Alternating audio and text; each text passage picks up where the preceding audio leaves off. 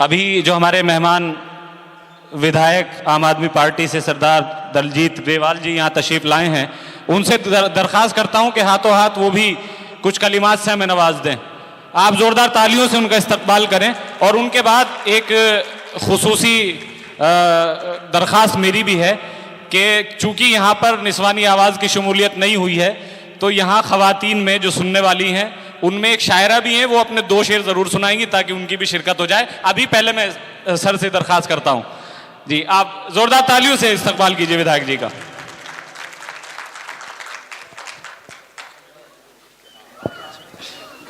ये नहीं आप ही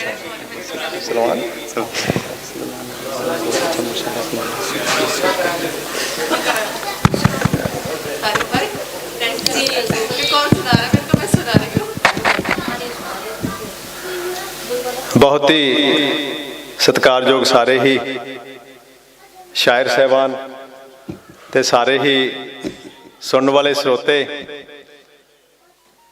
सलाम अलैकुम, नारे तकबीर, सत श्री अकाल। बहुत बहुत शुक्रिया साडे छोटे वीर दा, सारे ही साथियों का, और जिन्हों ने अज ये मुशायरा करवा के सारे नूं इकट्ठिया किया वा। ते माफ़ी चाहना, तो मैं थोड़ा लेट हो गया, तो मैं बाहर सीगा, ते पर मैं सोच सी मैं बड़े प्यार नाल छोटे वीर ने सारे ने बुलाया सी, ते मैं जाना जरूर है, पर लेट जरूर होया, माफ़ी चाहना। तो बहुत बहुत धन्यवाद करदा वां, बहुत बहुत शुक्रिया। और मैनू भी बुला के तुहाडे सारे रब रूप संगतां दे दर्शन कराए ने, और अल्लाह के परमात्मा के ही अरदास करदा तो इस तरह ही सारे नूं खुशियां बख्शिश करे परमात्मा। इस तरह आप रल मिल के धर्म की सेवा, समाज की सेवा करिए, लोड़वंदां की मदद करिए, और एक दूजे नाल रल के अपने देश की सेवा करिए। क्या बात है। बहुत धन्यवाद करदा, तुसीं सारिਆਂ ने आम आदमी पार्टी सरकार बनाई है, तो जिस उम्मीद नाल तुसीं वोट पा के सरकार बनाई, तो अज वो उम्मीदां तुहाडीआं जिहड़ियां वोट पाउण वाले आपां उम्मीद रखते हैं भी इस नूं वोट पाउणी है, तो ये फायदा होऊगा साडी स्टेट नूं, साडी नूं, और साडे देश नूं फायदा होऊगा। तो उस मुताबिक एक इतिहासक सरकार तुसीं बनाई, तो उस मुताबिक अज आम आदमी पार्टी के मुखी श्री अरविंद केजरीवाल की रहनुमाई साडे मानयोग मुख्यमंत्री साहब भगवंत सिंह मान जी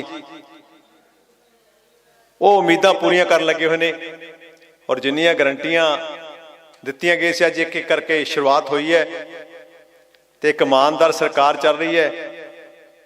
तो तुसीं देखिया होना वा विधान सभा हलका पूर्वी तो सारे साथी, जो मैं इलैक्शन लड़ रहा सीगा, सारे महमूद जी, सलमान जी, सारे साथियों ने, थोड़े चो भी बहुत ज़्यादा साथी बैठे ने जिन्होंने कैंपेन चलाई अगे होके। और मैं तुहानूं दसना चाहुंदा 6 इलैक्शन मैं लड़ ले, 3 बारी कौंसलर, 3 बारी MLA, हर बारी ग्राफ बढ़ाया। पिछली बारी आजाद इलैक्शन लड़ रहा सी कौंसलर का, तो साथियों ने, तो दूजे पासे सरकार सी, एक पासे मेरे साथी सीगे सारे, तो पूरे पंजाब चों हाईएस्ट मार्जन सीगा, सारे पंजाब चों सब तो वध वोटां नाल जित हुई सी। तो इस बारी भी ये साथियों के साथ नाल साडे बड़े मियाँ बैठे ने सारे, और जिन्होंने दिन रात एक करके सारे पिछे सत्कारयोग बैठे ने, सारे दिन रात एक करके इस बारी भी पूरे पंजाब के जिन्ने भी शहरी हलके ने, अर्बन सब तो वध लीड है इस बारी।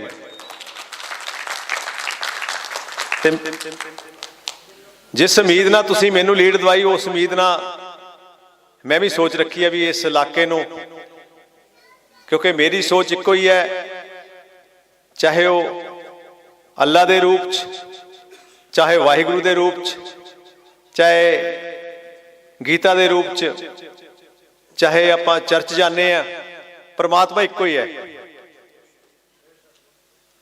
हिंदू मुस्लिम सिख ईसाई असी सारे हैं भाई भाई।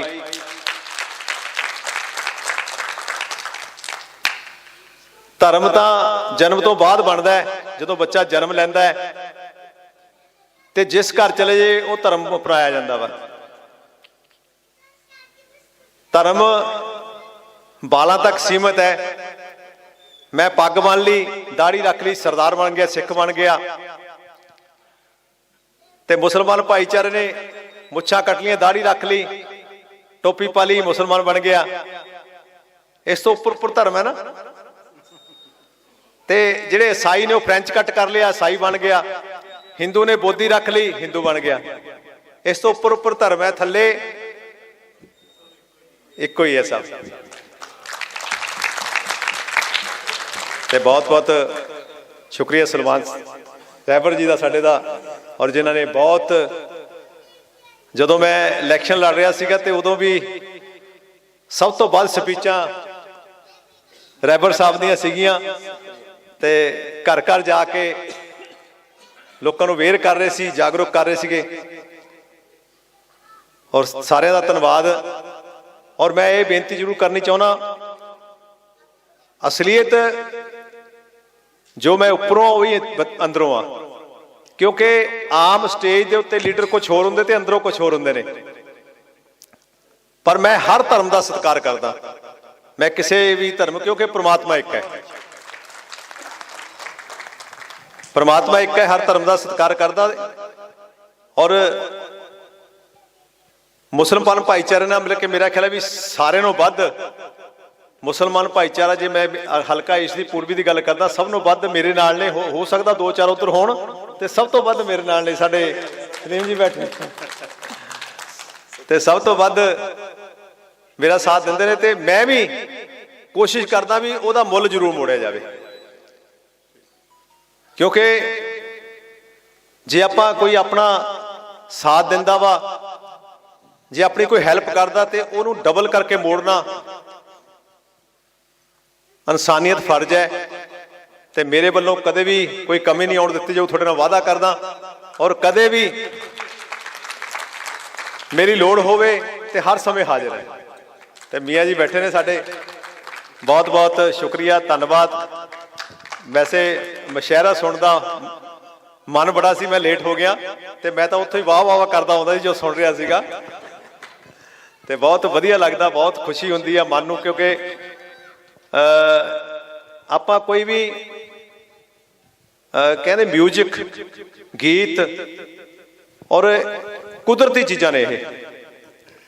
जदों आपां कोई गीत सुनते हैं जां मशहरा सुनते हैं ते समझो परमात्मा दा दित्ता होई वो आवाज़ हुंदी है, ते वो सुन के मन नूं सकून आउंदा।